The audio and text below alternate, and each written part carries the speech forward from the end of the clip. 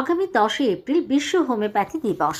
হোমিওপ্যাথির প্রতিষ্ঠাতা doctor Christian Friedrich Samuel হ্যানিম্যানের জন্মবার্ষিকী উপলক্ষে এই দিনটি বিশ্বব্যাপী পালন করা হয়।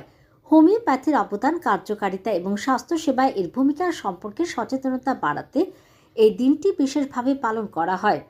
বিশ্ব হোমিওপ্যাথিক দিবসকে সামনে রেখে স্টেট আয়ুষ মিশন ত্রিপুরার ব্যবস্থাপনায় রবিবার আগরতলা শহর ভিত্তিক এক বর্ণাঢ্য শোভাযাত্রার আয়োজন করা হয়। উল্লেখ্য, বিশ্ব হোমিওপ্যাথি দিবসকে সামনে রেখে বিভিন্ন কর্মকাণ্ড হাতে নেওয়া হয়েছে।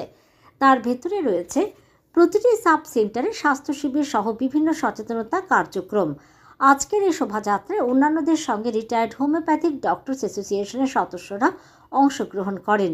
শোভাযাত্রাটি রবিবার সকালে রবীন্দ্র ভবন থেকে শুরু হয়ে শহরে বিভিন্ন পথ পরিক্রমা করে। পার্শ্ব প্রতিক্রিয়াহীন কার্যকরী হোমিওপ্যাথিক ওষুধকে জনপ্রিয় করে তোলার লক্ষ্যে এই ধরনের শোভাযাত্রার আয়োজন বলে জানায় উদ্যোক্তারা।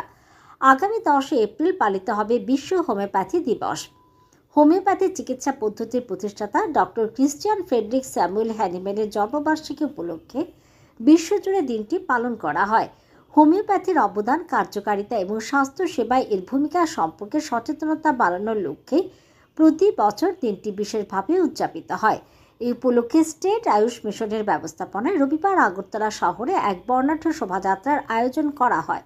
সকালে শোভাযাত্রাটি রবীন্দ্র শতবার্ষিকী ভবনের সামনে থেকে শুরু হয়ে শহরের বিভিন্ন পথ পরিক্রমা করে বিশ্ব হোমিওপ্যাথি দিবসকে সামনে রেখে ইতিমধ্যে বিভিন্ন কর্মসূচি গ্রহণ করা হয়েছে।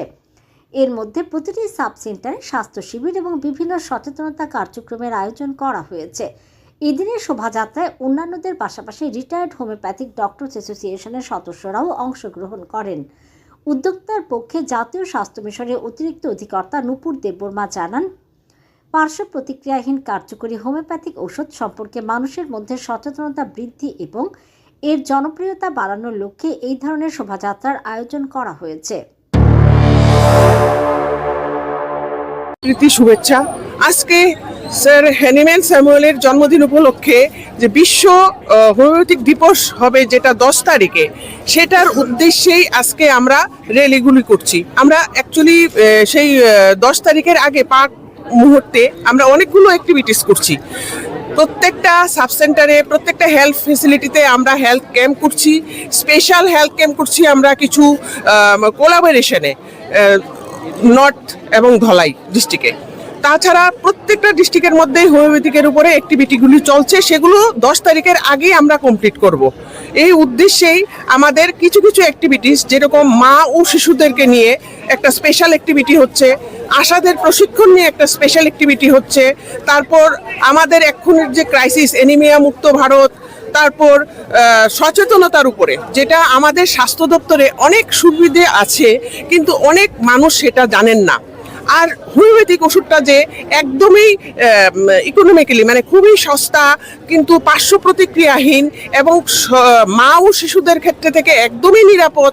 প্লাস যেমন টিবি রোগীদের ক্ষেত্রে দেখা যায় এখন যে 100 দিনের একটা আমাদের অভিযান চলছে 24 মার্চ থেকে, সেটার মধ্যে আমরা এটাকেও হোমিওপ্যাথিকের সাথে টিবি প্রোগ্রামটাকেও আমরা একসাথে নিয়ে নিয়েছি।